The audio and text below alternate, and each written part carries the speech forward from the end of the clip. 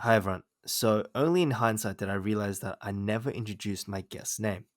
And he's Nicholas, and he's been a friend of mine for many, many years.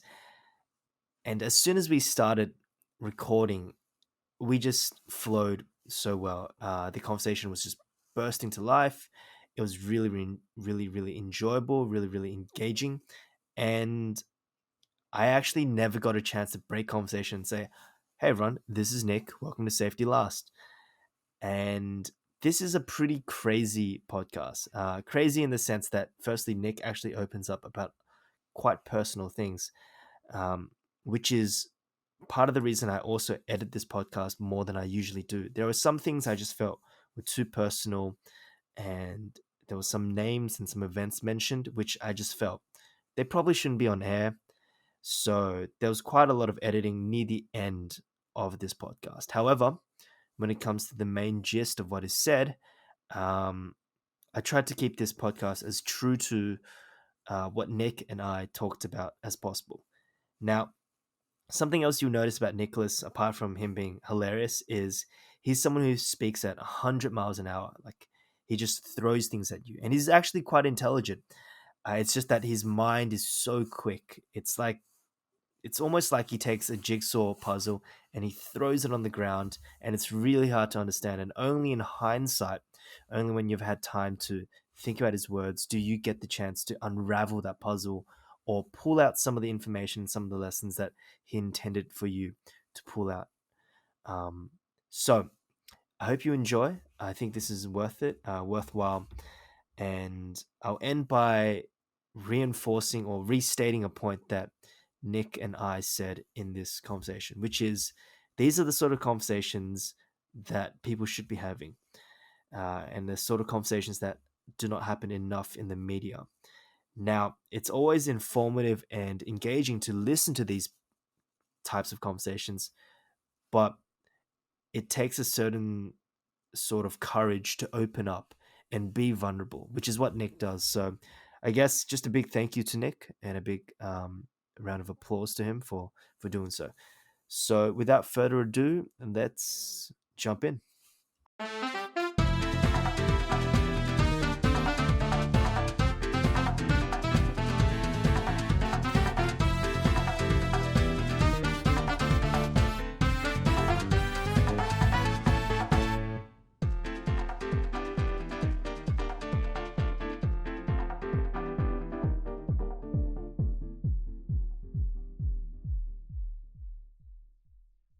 And perhaps you resonate with this. Now, I will also say this is quite dangerous.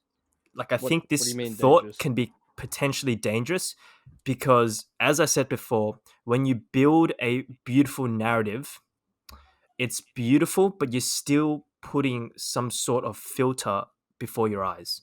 Like, even if it's beautiful, it can be dangerous because you are constructing a narrative which you then need to live up to, or you define your life by. And Yeah. this is like, for example, the 50-year-old at the bar who basically comes and drinks the same drink every day because he divorced his wife 8 years ago and hasn't seen his kids since. Yeah. Ultimately, his big narrative has been taken away from him, Mm. and he returns to it as a source of meaning and pain. But that's, I think, is also dangerous. So Yeah, dude. this Oh is my what I god. wrote, and perhaps you can resonate with this. Yeah. I have an unusual mindset, but I prefer emotional pain over boredom. For me, the mundane is by definition the most forgettable of all emotions. To just exist day after day with a feeling of purposelessness is soul crushing. Emotional turmoil, for all its negatives, is at least memorable. It gives you a purpose to escape the pain, to distance yourself from its source. I still remember some of the heart wrenching moments in my life, where I was, how I felt, who I was with, when it happened. In actuality, the moment that I felt the most alive, the most human, the most absorbed in the present moment happened to coincide with the most emotionally charged experience of my life. There's something enriching and life affirming about intense emotions. To ride the roller coaster of life, to spin wildly out of control, to let slip the tether of restraint.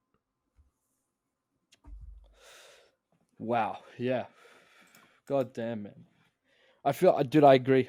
I agree for the most part, but it's weird, man. It's such a weird relationship for me. Narrativizing, the idea of narrative and the idea of meaning and all that kind of stuff. Like yeah, when you're emotionally charged, you're definitely there, right? You're definitely there, but I'm remembering to all my deepest and darkest moments too. And in the actual moment, to be honest with you, it feels hopeless. It feels broken. It feels demented. It feels disgusting. You would pay $1,000 to just teleport out of there. At least me, right? Hmm. It's only in retrospect, and it's only ever in retrospect I find this to be true. Like the stuff that you read, and I'm not trying to say that that's fake by saying it's only in retrospect, but I feel like once you live through it and you integrate that experience into your life, only then can you sort of integrate it enough to the point where you have a level of appreciation of what level you're living on in terms of the emotional stakes in what you're Mm. doing, and therefore the thing that you're conducting in itself. It gets definitely really bad though when it's not meaningful. Like the worst of the worst, to be honest with you, that still haven't integrated is when I feel meaninglessness and I'm also doing nothing and I feel sad. Like that's a hole, because Hmm. then it's meaningless. But like in those emotional moments, yeah, those are the moments you're going to be looking back to when you're like, I don't know, in your late life and be like, wow, that was an intense situation. That was just like there's a certain thrill to remembering those times. You know what I mean? And yeah, Absolutely. As it's I said crazy. It's before, it's such a weird relationship, I guess, is what I'm trying to say. It's such a like there's yeah emotional depth is it's not exactly clear if that's a negative thing or a positive thing at times. I think the big risk is when you get intense moments like that, these really powerful moments that you think back to when you're older, when you're an old man or whatever. Yeah. It's also dangerous because you've now embedded these ideas or these moments into your narrative. And have you ever watched Inside Out? No, I haven't. Basically, the idea is about forming key memories, and and then these key memories are what the protagonist builds her identity around. I Yeah. guess the danger is to form your identity around such a powerful memory leaves you vulnerable once the memory is taken away, or once a relationship breaks down. I think it Hmm. leaves people vulnerable. Dude, dude, it's 100%. There's a how I sort of understand the idea of the narrative and memory and all that kind of stuff is very much akin to like this is where it gets a bit too deep, and not deep in like a interesting way, just like a academic way. um, I feel like the idea of narrative is what I sort of view it as is like Zizek's understanding of ideology, political ideology, but like you move that process or mechanism away from just like a political idea and you put onto an existential idea, and like that's your narrative, that's your ideological frame of Mhm. mind. And those memories that you have, I feel like in the process are the things that consolidate that and make that system of understanding the world valid. And yeah, it's definitely like that's a good thing because that's how we're geared to live life. I Mhm. feel like we're pattern seeking people. We try to find narrative in like a in a grand scheme of things, and we indulge in that. That's good. That's how you live. Mhm. That's evolutionarily the best way to live. But especially when you get to like emotional trauma, that whole idea to build patterns and a narrative and an ideology around the world based on like certain key moments and experiences that may leave you negatively impact can work against you like crazy, and like your Yeah, best tool of survival just yeah. But yeah, man, I feel like it's ideology, that narrative, and I feel like you leave yourself so vulnerable because it's bloody amazing. Like that's how you will literally that's how you live. You're involving yourself in a process that structures the way you think when you come across that narrative or ideology, or when you pertain to that. yeah, and I think that's really the wisdom of Buddhism or Taoism. Like their premise is just to see things as it is, without Mm, filter, without allegiance, without bias. That's the goal, right? To see the right, yeah. universe or the infinite or what reality as it is, Mm, and to strip away a lot of the story, that the narrative elements that we add to it. but there's also something so human to do so. I don't know, like Yeah, maybe I'm just yeah. not at that point. Um, Maybe I'm just not Taoist enough or Buddhist enough. But I think I look back at some of the memories, the good, the bad, the painful, the enjoyable, and I don't ever want to lose them in a way. Yeah, And dude. Yeah. I wonder if that's me holding on to a narrative about myself that I've constructed through my experiences of other people. Mm, And I said this before. Actually, I thought about this before, and maybe this question is somewhat related. But like, if you had a flaw or a fear that was really part of you, mm-hmm. and I know all the Buddhists are going to cringe because this really works against their understanding, and Right. maybe their idea is right, but if you have a fear that's really a part of you, or like a negative memory which is really a part of you, would you Yeah. ever get rid of it by clicking your fingers and just getting rid of it? Or is that, but Yeah. if you do that, is that you completely changing your identity to such an extent that you become like a different person? I, f- I feel as if the dichotomy between Buddhist thinking and non-attachment and attachment, and then like the emotional proclivity, the proclivity to emotionally attach yourself to like memories for good and bad, is a weird relationship between those two, because they seemingly, I'd say at first, they seemingly contradict. And when you said earlier, I feel like you might said this as a joke, but like, oh yeah, I don't feel as if I'm Buddhist enough there yet to understand it, and maybe I'm on. Dude, I don't think that's the case, man. I think like I feel like there's because I'm definitely not there either. I suffer from the same experience of like just not letting go of emotional things in my life, good or bad. Like I don't have a choice either way, right? Mm, But yeah, it's definitely a weird relationship between those two topics, and I feel like it's not exactly clear. At first glance, it seems as if the Buddhists talk about, those are parts of yourself that you have to just like move on from. But then when you're very emotionally attached, like you just can't. And but you can do that in other areas where you're less emotionally attached to something. So you also know that like the mechanism of detaching yourself isn't completely bullshit either. hmm So it's a weird way to put up empathy and like non-attachment to something that's seemingly stoic. You hmm know what I mean? Just letting go. I feel like we don't know enough yet, man. I genuinely speaking, like I've definitely been in times where I'm like, that's a solution to everything. Like detachment is a solution to everything. Like hmm the Buddhist version, not just like not thinking about things, not suppressing things, hmm you know.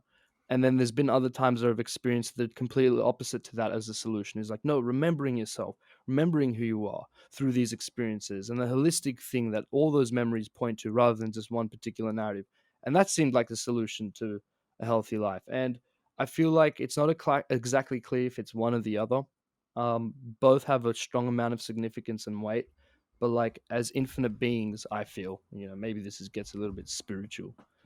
But as infinite beings, like we're inclined to be in that position where one of those ideologies work, and then also be in a position where they don't work.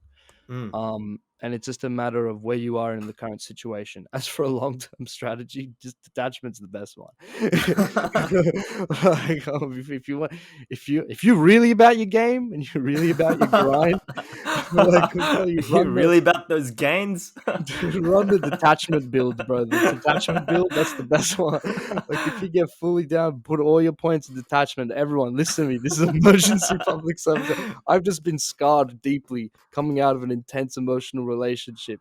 And I'm telling you, if I had the stats, if I could re-roll my skills, I'd dump all the points in detachment. Nah, but look, sometimes that's actually a good point, actually, because look, man, I'm like 4 weeks like post a really uncomfortable experience with relationships at the moment and emotional memories in general. And that's where I'm currently at. See, I'm like attaching myself to the idea of non-attachment, right? Ooh, the bipolar flip.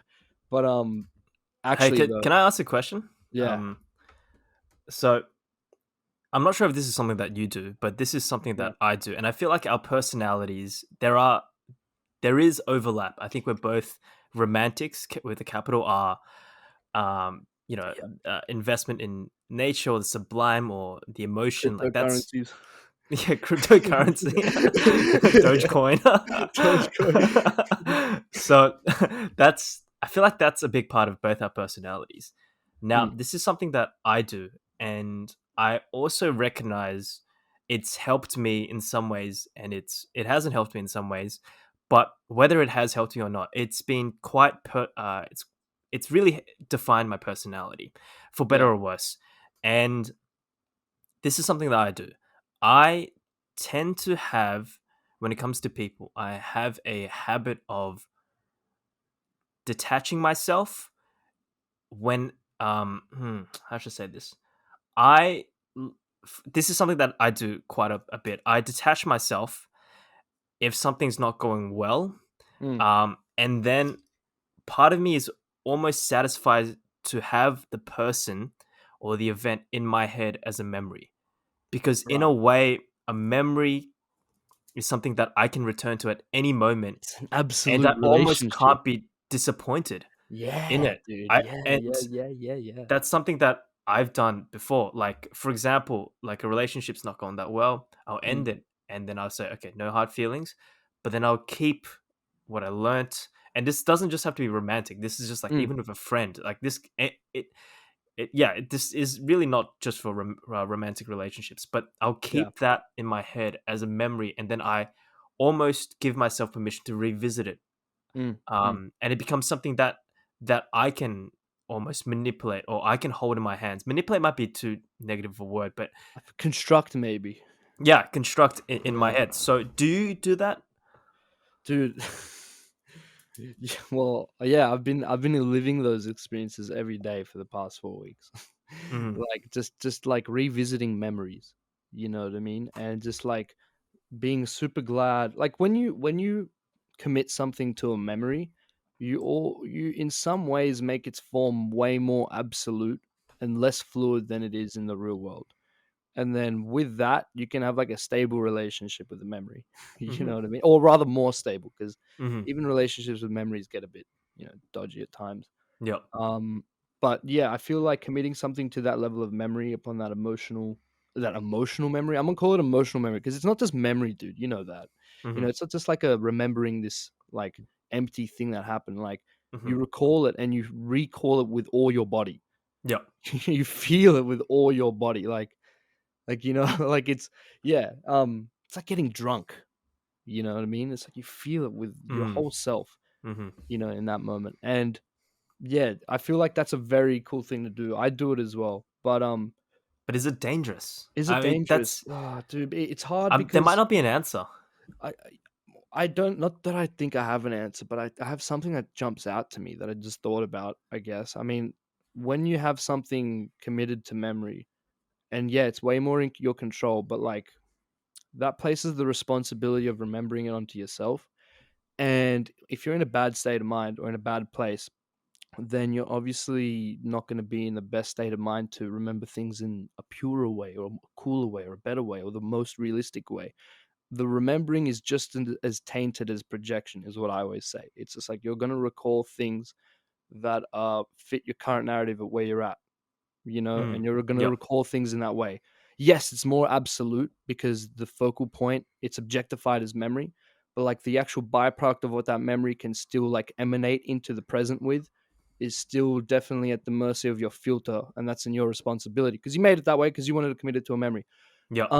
The thing is, where it gets bad is when you, like I just said, when you're not in a place to uphold the responsibility of remembering that thing as it was genuinely, and then that's where it gets hard. And then yeah, because then you're assuming something. You're assuming a teleos to like a fluid situation in the world. It's good when it works, is what I'm trying to say. When Hmm. when you've left a situation and you're happy with it and you can commit it to memory, then yeah, it works beautifully, man. I love doing that. But like when you're walking away from a soured situation to commit that to memory, man, like that comes and eats at you sometimes. You know what I Yep. mean? And like Absolutely. sometimes you torment yourself because you also don't want to look back at reality and be like, oh no, sorry, it's ever fluid. Like that memory is what that was premised on then is like that same premise doesn't pertain to reality in the more anymore, when you run into that person or that experience like that again. Mm. It's like it's yes, dude, it's a culmination of your character, but like is it good or bad? Situational, like a situational, dude. Um, So I f- how have you been coping up? Man, I'm gonna be honest with you, dude. I don't know. I don't know how I've been doing. I've been talking to, just for context, just for everyone out there. I've had, I'm currently going through a hard time, as you would say, um, especially in the emotional sphere. My girlfriend cheated on me. Not that I have a problem. Well, I obviously do have a problem with it, but like, not that, like, I don't know how to say this. I'll just say this. I just got cheated on by someone I really fucking love. Mm, Like, that's the bottom line, man. Like, that's the bottom line, and it really hurts. And how I've been coping with it, I've been flipping into a lot of mental states. This is how I work. It's like, because I'm such an empath, I also flip into like emotion, like periods of non-empathy, like complete emotional coldness, and then that takes me to some interesting places where I learn things internally. Like, I should be more selfish. I should be looking out for myself. This mm, person obviously betrayed me. I don't want anything to do with them. Me comes first. But then, like, you keep living like that, then that develops into like a sort of narcissism, and then you get checked by the universe because of that. And then after that, you flip into empathy mode. mm. And then you're like, no, I love them, I forgive them. And then that doesn't work out, because it's like, okay, then you're selling yourself in this situation. It's just been a whole bunch of flipping between various different emotionally charged states. How I've been coping with it, improvising. There's no one way to deal with this situation. You, There's you like, know, like I've been in situations where it's been painful. it's been painful to move, Stanley. Yeah, I'll yeah, tell you that.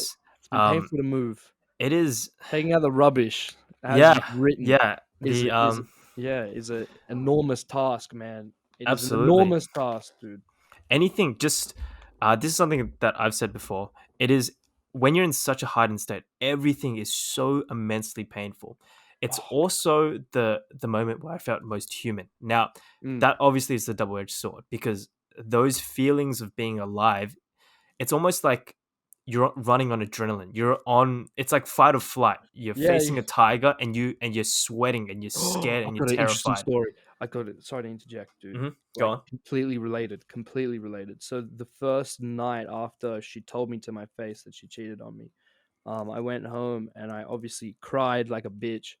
I obviously, did stupid things like someone in that state of mind would do. Don't get drunk. Telling everyone now, if you think drinking Don't do it. alcohol, Don't if do you it. think it ain't, dude, it ain't. It's not. And I'm not saying that from a position of like, oh, I don't drink. Like, no, I do a lot of stupid things because I'm 22 and I'm an idiot, Mhm. And I'm telling you this advice from an experienced place. I'm not saying this advice from like I don't normally drink. Just don't drink. No, I've been there, done that. Don't. Mhm. But dude, that night I got home after all that, after all, way after all that.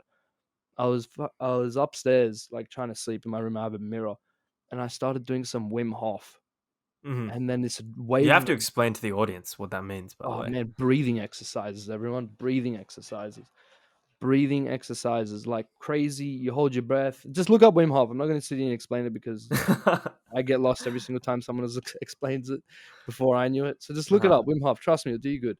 And just basically what it does is it forces your body into the parasympathetic or the sympath. I don't know. You know what? I'm not a neurologist. I'm not even going to bother with that talk. It just releases a whole bunch of adrenaline. Yeah. It forcibly puts you in a fight or flight state, and you're really there. And it's a tremendous evolutionary power spec talent Mm. in your talent tree that you could tap. Like, I'm not even kidding. Like, it's crazy. Like, a crazy inner power. And I'm not talking from like some quasi spiritual. I'm like talking from a purely psychological level. Like, your brain is flooded with adrenaline as if it was getting chased by like a lion. Mhm. And then when you do it appropriately and correctly. And dude, I had this crazy thought, man, in the face of the peril of a relationship nuke, like getting cheated on, is what it is. In the Mhm. face of that, I suddenly got this burst of like primal energy, like, dude, I have to survive. Mhm. I have to survive, man. I have to make it out of this alive. And it's just like you're really, yeah, I was just really in that zone. I'm like, oh my God, you gotta live, gotta live. I have to live, I have to be alive. Yeah, it's like crazy, like being born again. And If you know what I mean, being when born you're in again. those situations, like you're in a lot of pain because of what you've experienced. And as I said before, like I've been in situations like that as well. Yeah, And it's strange because you would think part of you wants to run away and part of you does want to run away. yeah, dude, yeah, But part of me at the same time when I was in that state, part of me like I thought about like if I could press a button and forget everything that had just happened, would I do it?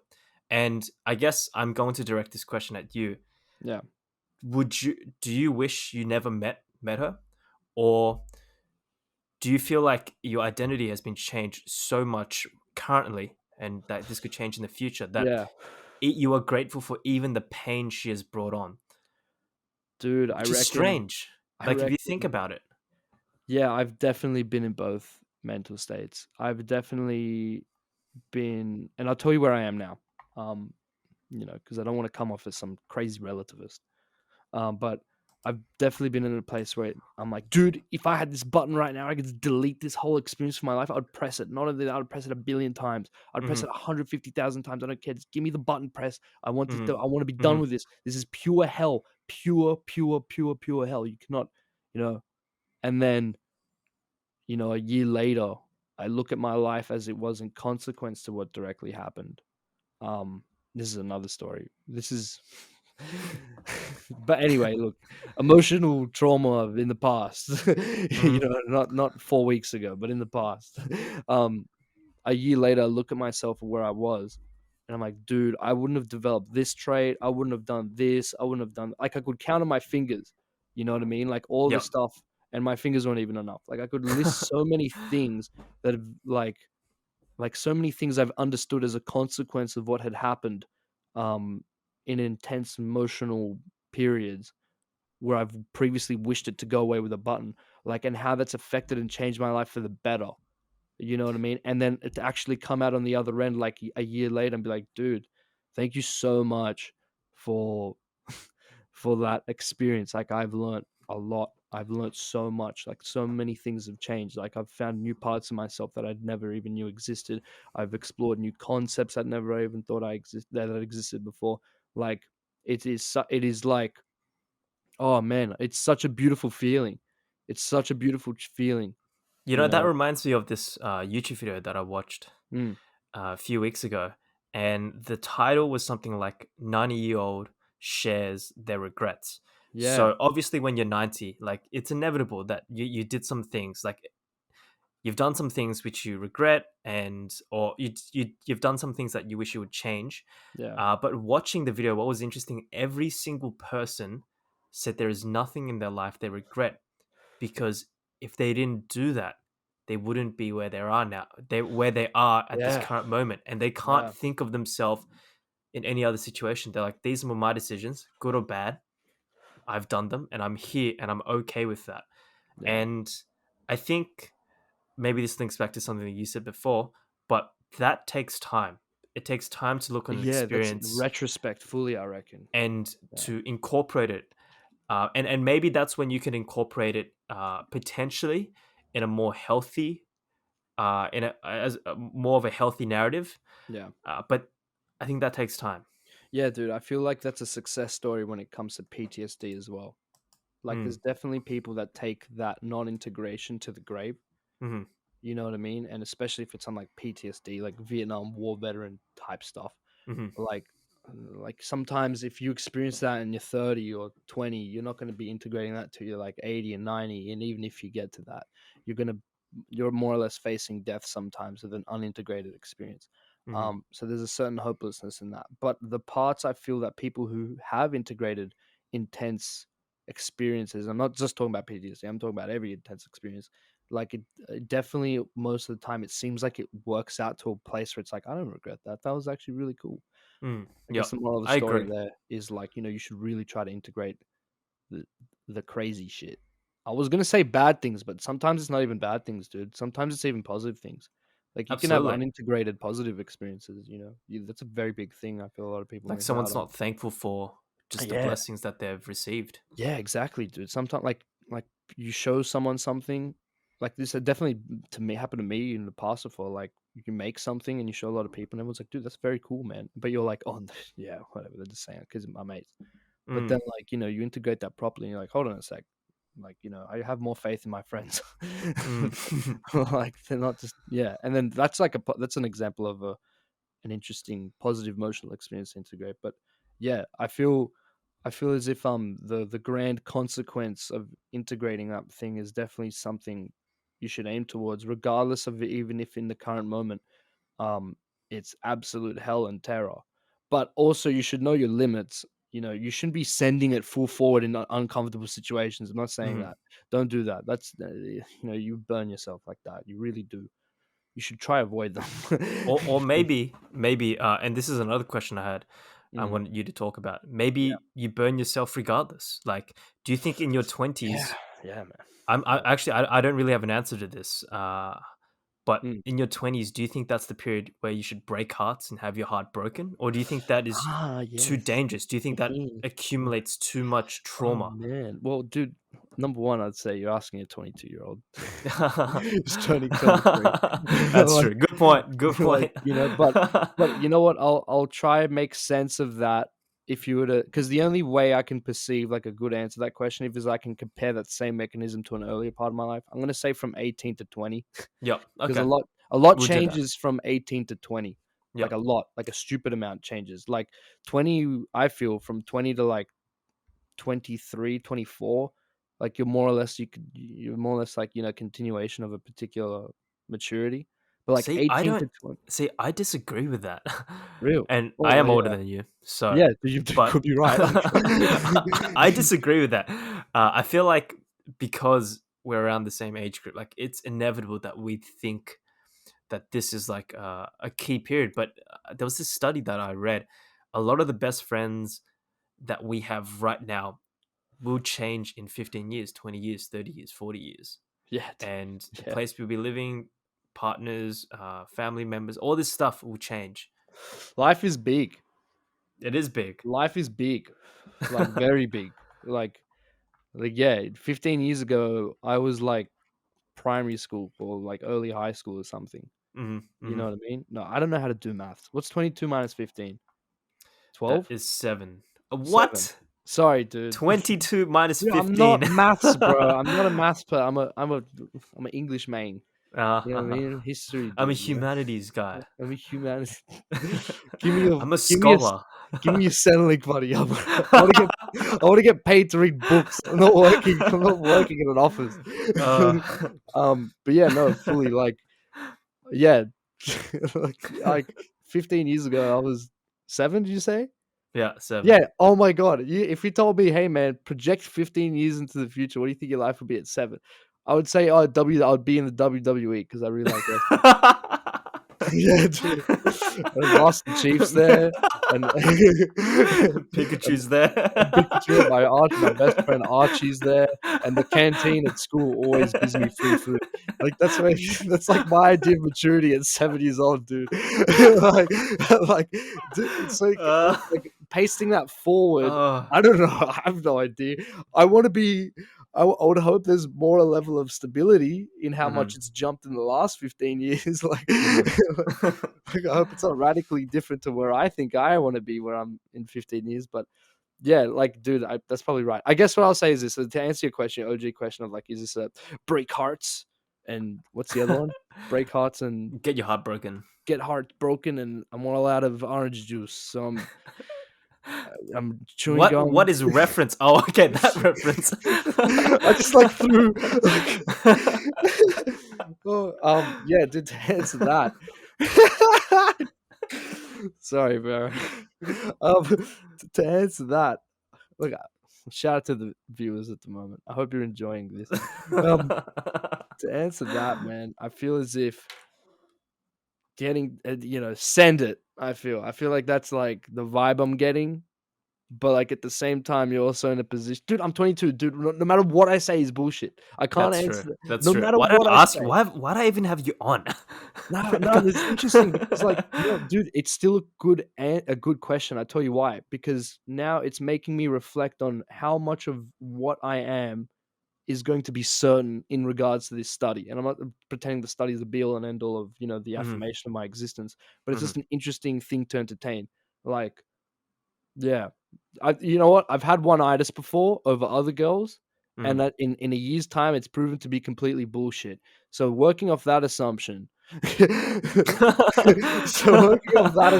terms of sureness, like, like I don't know if I should be worried or not, but I don't know. I feel like I'm living a perfectly healthy 22-year-old's life, including all the bullshit. Like I feel like this is the time to sift through bullshit, but Mhm, also the time to set yourself up. You don't want to be meddling in shit 24/7 for 10 mhm, years straight. mhm.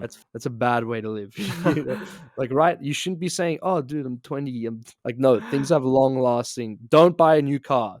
That's actually really good advice. Don't buy a new car. That's probably better than girlfriend advice, to be honest. Relationship advice, sorry.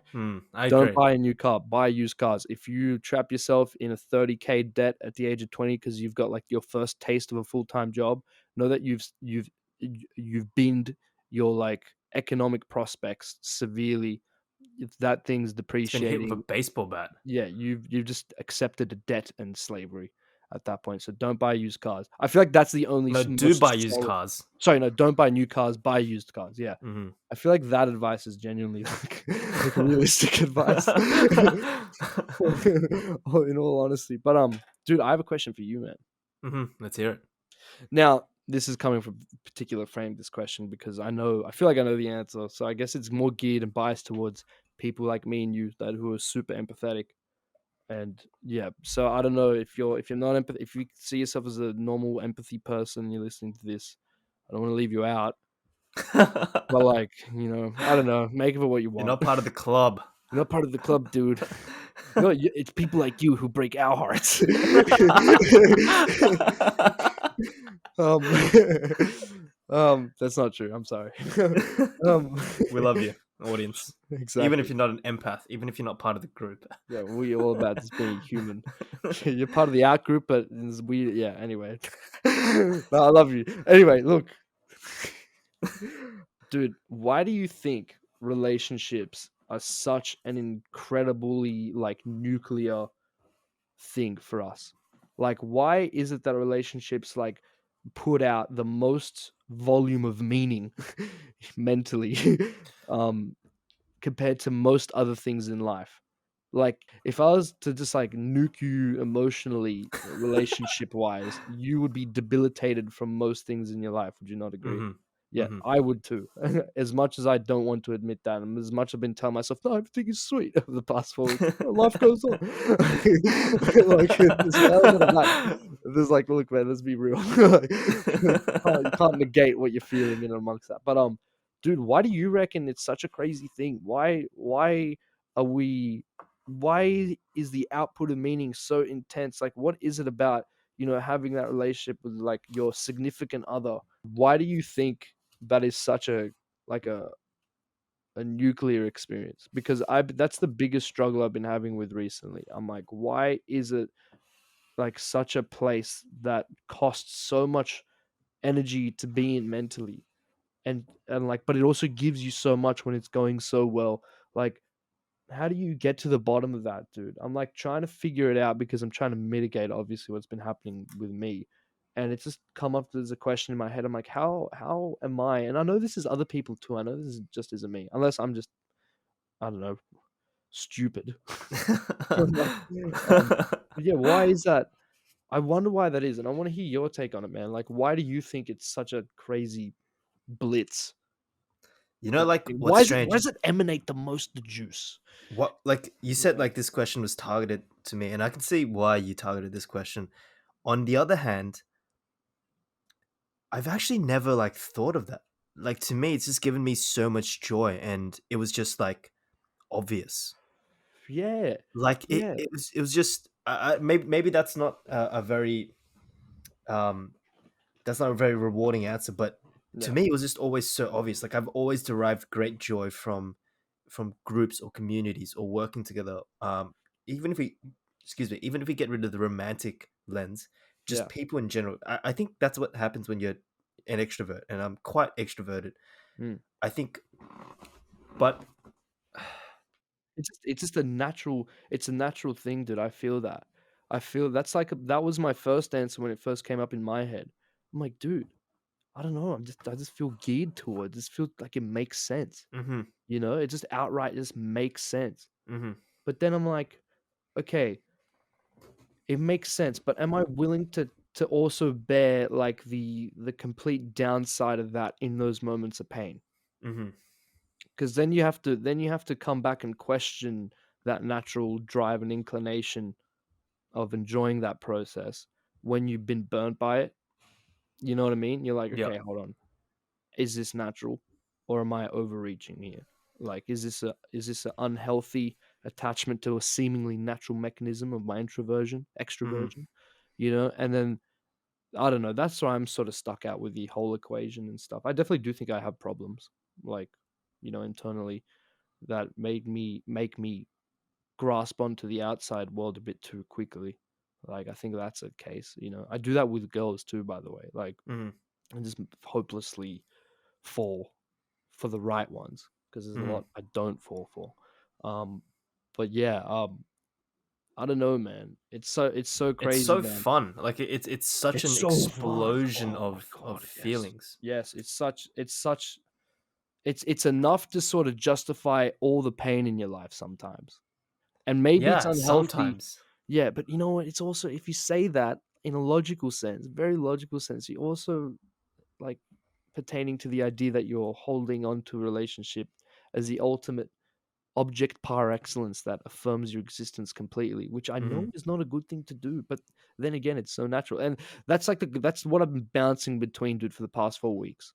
That's exactly like the most not difficult process as far as like, bearing it like with emotionally, but like just in a very logical sense now I'm talking. Like that's a thing I've been trying to square in my head. And it's just I don't know what to make of it, dude. Because man, you see in society, in a more collective sense as well, like how much the other means to people is mm-hmm. ridiculous. Like wars are waged over it. Yeah.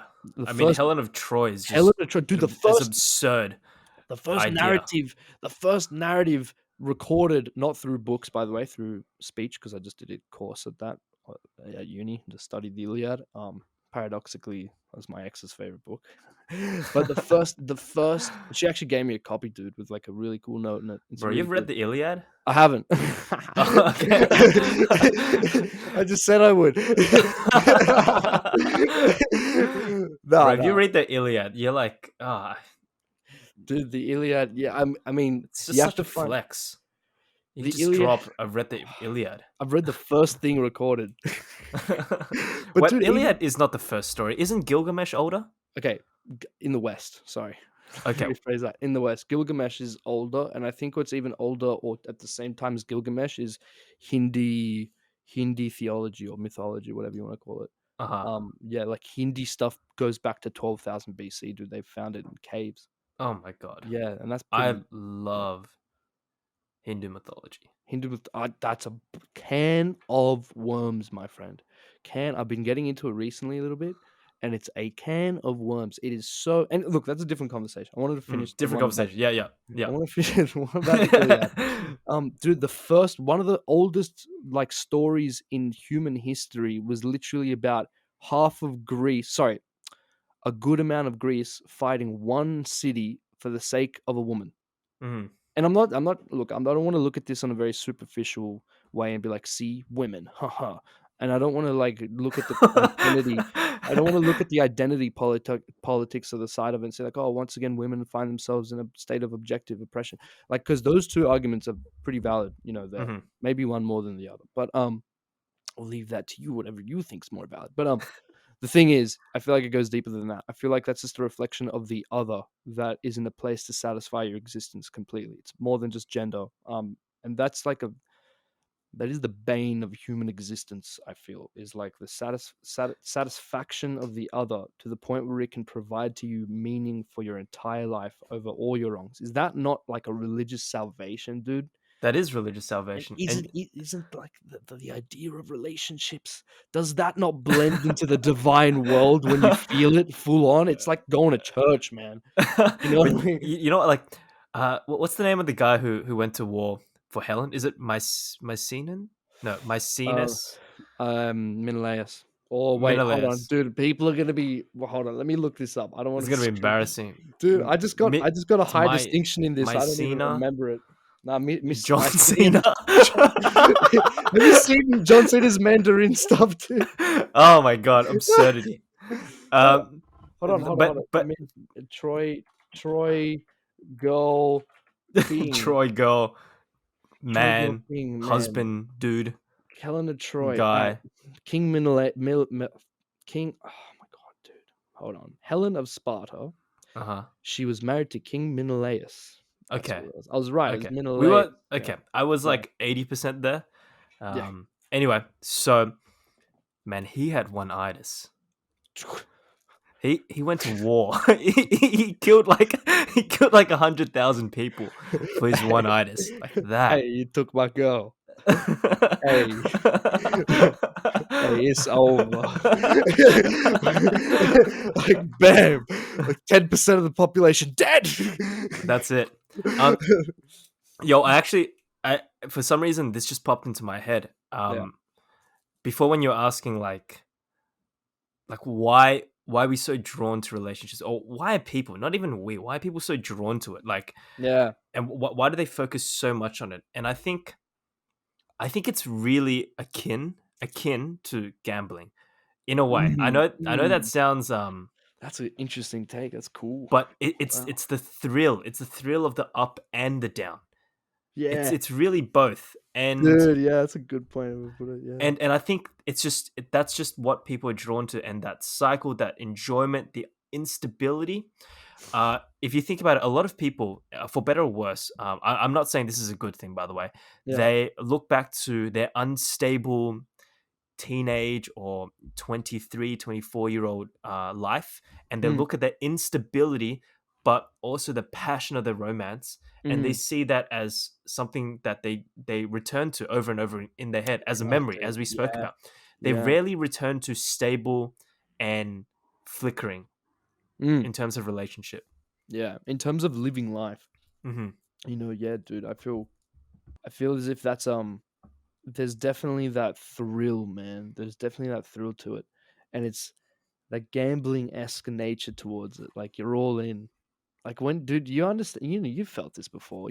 What's the feeling when you first tell a girl, "I love you" for the first time, and her not knowing and you not knowing how you're gonna react and everything? Like it feels like you just said, like you're at the Cass and you just put all your money and you're like you're all in. You know what I mean, dude? Like when you say "I love you" for the first time, it's like the biggest bet like you could do. If they say no, they're like, "Dude, what?" Like, that's something you're not gonna forget, bro. Like you Yeah. know, what I mean? Like you know that feeling, and then bro, dude, and also the feeling of making it too is so profound. Mm, You feel like you can. Oh man, when that happens in like the winter days, you feel warm. mhm. You're like warm immediately. You know, man, it's But I think that's the yeah, danger. Like that's it the is day. it's such a primal thing, and it's so powerful that it I can see why people get drawn to these, and Oh, dude. drawn to putting a relationship as the center and focus of their life. And I think everyone logically agrees that a good relationship should be two people walking the same path and choosing to be together. Yeah, dude, 100%. Yeah, But that is a very, very logical take on a relationship, and yeah. sometimes you just get hit in the face with a baseball bat, Yeah, dude, that's like the thing. and just not really, it just doesn't work. A lot of people like to put shame and be like, "Hey, man, look, man, it's very simple relationship. Yeah, guys have to be 100% equal all the time, and everything just has to be logically sound all the time." And it's just like that's great advice, dude, and I appreciate that, and I'll try to use that. But in terms of like when you're actually there in the face of an emotional, boss battle, an emotional exchange, it's like some you don't have the clarity, you know. Hmm. And Hmm. maybe you should investigate that. I feel like that's what I've been investigating. Like, why don't I have the clarity to call better, more objectively long term, better decisions? Even though the meaning is so juicy from like the dance of emotional investment. It's like you don't have the luxury sometimes or the clarity to think in a logical state to secure like a a more objective, a more healthy relationship. Sometimes it's just bang, like fireworks going off. Mm-hmm. And yeah, I feel like that's a thing I've been investigating, to be honest, in the process of breakups, present and past. Um, I feel like that's a very big thing that I've been investigating, is the idea of like trying to reach a state of more equanimity where my decision making Oh, has big come from. words. Yeah, man, big words. I'm, I'm trying to reach like a state of equanimity, and then that's where I want to be making decisions from. Mm-hmm. When it comes to relationships, like for instance, the past 3 months, maybe this is more private kind of stuff, me and Stanley, but I don't mind. Have it on the podcast. Sure. um, Do you want me to cut this part out? no, I keep it. I reckon it's cool. Like how in the textbook it says Fig 1.1. Yeah, like Mm-hmm. maybe like this is like a conversational figment, Mm-hmm. thing. Example is what I'm Mm-hmm. trying to say. Like over the past few months, where me and the person that shall not be named, sort of Sounds like rekindled. Voldemort. Sorry, I'm so sorry. Go on. You've been trying to make this point for a minute, and I dropped Voldemort. Sorry, I take that That's back. fine, dude. It's fine. There's nothing. I'm having fun. He just like talking about it on this stuff was good. No, I'd rather have it like imbued with jokes and stuff, because then Mhm. it's like it's more grounded in Yeah. in the everyday mundane reality, as opposed to like this big crazy thing that happened. You know what I mean? I don't know. Mhm. Anyway, yeah, I guess over the past few months, where me and the person that should not be named rekindled and all that, I really was on my game and on my grind about being in a constant state of equanimity, but not like neurotically attached to it, but just like I really made sure that if I'm gonna make any decisions within a relationship, especially something that is so emotionally heavy, and I mean heavy like tons, heavy in tons, Mhm. heavy. Um, that's the main strat. Like make sure your decision making comes from a place of equanimity and like knowing that your life is enough. That's why I feel that when everything else is going well in life. You've completely balanced your wisdom stat and your strength stat. Yes, 100%. You've completely like I mean that in like a very sound metaphorical sense. That's Mhm. completely true. It's like you don't want to be in a state of desperation, I feel. Like that, if you're in a state of desperation and you're getting involved in like serious emotional investment, like that can get bad really quickly. Um the quicker the quicker you fall for somebody is also the quicker that you're going to end up starting to resent them, and vice versa. Ooh, you know that's those spicy. those are the same thing. I'm not going to get into how that's true. Maybe that's another conversation, That's another conversation. Yeah. but like that's a very real thing. You want to be making that leap of faith, Mm. and you want to be able to recognize what a leap of faith looks like, and you're not going to Mm. be able to do that unless you have a very solid grounding in yourself, in Mhm. what you already have and what you need and how that's already satisfied. you know Yep. you shouldn't need an emotional relationship, but it's fun to play one. Mhm. It's very fun to play, but you shouldn't need it. But that doesn't mean thinking when you're on the precipice of one and saying, I shouldn't need it, therefore I shouldn't do. No, go for it. If you're having fun, send it, Yeah. enjoy it. It's the most beautiful thing you can do. It's moderation. No, what's the quote?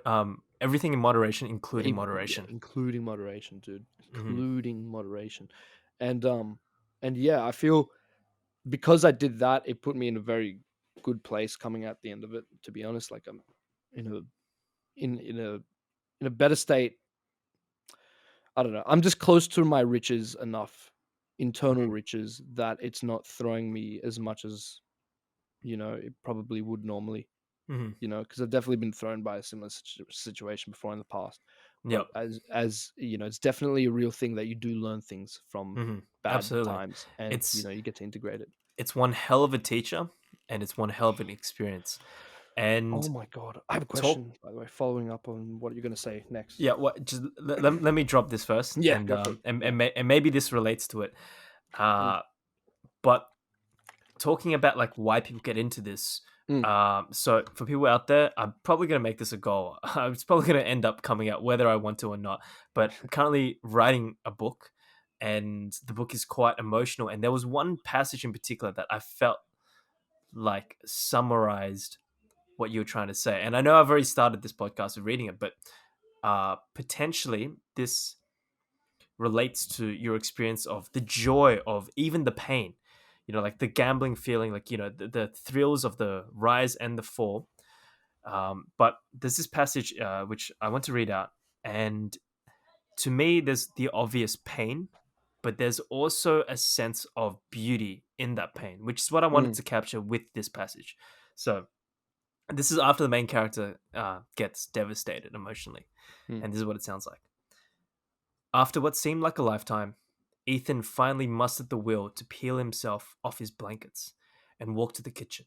It was surreal to wander through his house with such heightened emotions, and the clarity of his surroundings alarmed him, as if his throbbing heart had reached out and sharpened the contours of the furniture with the tip of a brush. As his eyes sank into the visage, a single sentiment stood alone in his heart, tragically beautiful. From the cool touch of sepia nipping at the heels of the afternoon warmth to the wisp of steam rising from the kettle, his shattered heart was like shards of glass that magnified the lucidity of the world. mm, mm. And what I just wanted to talk about was there is the pain, but that pain gives meaning. Like, as you were saying, like, it's really like it's You basically stack the your world in the face of it. You know what I mean? mm, You mm, stack. That's what it gives it meaning like that. You have something that you know what it's like. It's almost as if you're being splits into like fragments, disembodies itself. mhm, Like in one sense, the being that is in conjunction with the thing that you love that you've been heartbroken with, it sets itself up as broken. And then there's the other part of you being that wants to set itself up in the face of that to substantiate itself outside of that, it's that part of itself that's broken, the heartbreaking mhm, side. And it's just like that process of separation is like a very crazy meaning, like it's like the atom splitting.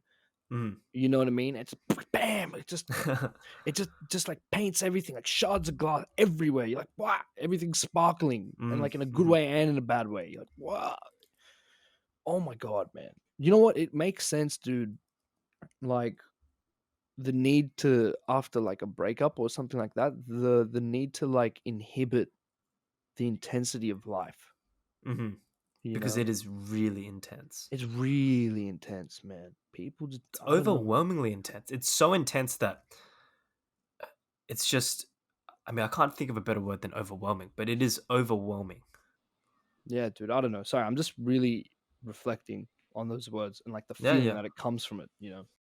So, Nick, thank you for Yeah, coming man. on and sharing. I know hasn't, it's not easy. And something I said before is these conversations are the most interesting because they're very human, Yeah, but the person sharing it, there's a level of vulnerability, dude, and 100%. it's not easy. It honestly isn't easy. It makes for great listening material, but to be the one stating this is very hard. So I Yeah, appreciate it. man. Dude, I'll say this as a concluding thing as well. I feel as if a lot more of these conversations need to be had. Like we got to start bringing out more of ourselves out to the media. And I mean, Hmm. like in this kind of sense, not like the stupid media, like you know, like actual like worthy media like this. You Hmm. know, like I feel like presenting a more holistic idea to what it means to be just a normal person, a normal human going through emotions and going through situations is like something that we really need at the moment. People don't need to be looking up at like crazy super duper people. I wake up 4 a.m. in the morning drinking green juice and going for runs like Joe Rogan. 1,000 push-ups a day. Yeah, like you know, like dude, we've seen a lot of that at the moment. We need just like hardcore realities, you know. Mm. Like that. And yeah, man, dude, I appreciate it. Thank you so much, man. Thank you so much. Talking about this genuinely just is just a weight. You know, it's like therapy. Mm. But I want more people to experience that feeling of, you know, alleviation from the emotional storms we can live in sometimes, you know? and Like and I think one way to do that is to talk. It's not yeah. easy, but to try to talk. Yeah, man. Talk, stay alive. Cool. All right, man. Sick. All right, bro. Appreciate this, and I'll talk to you soon. I'll see you around, brother, man. Thank you for tuning into Safety Last with Stanley Ching. If you enjoyed this, then please leave a rating or a comment. I hope you're leaving with a new idea, and make sure to follow us on Instagram, Facebook, and other places that can be found in the description.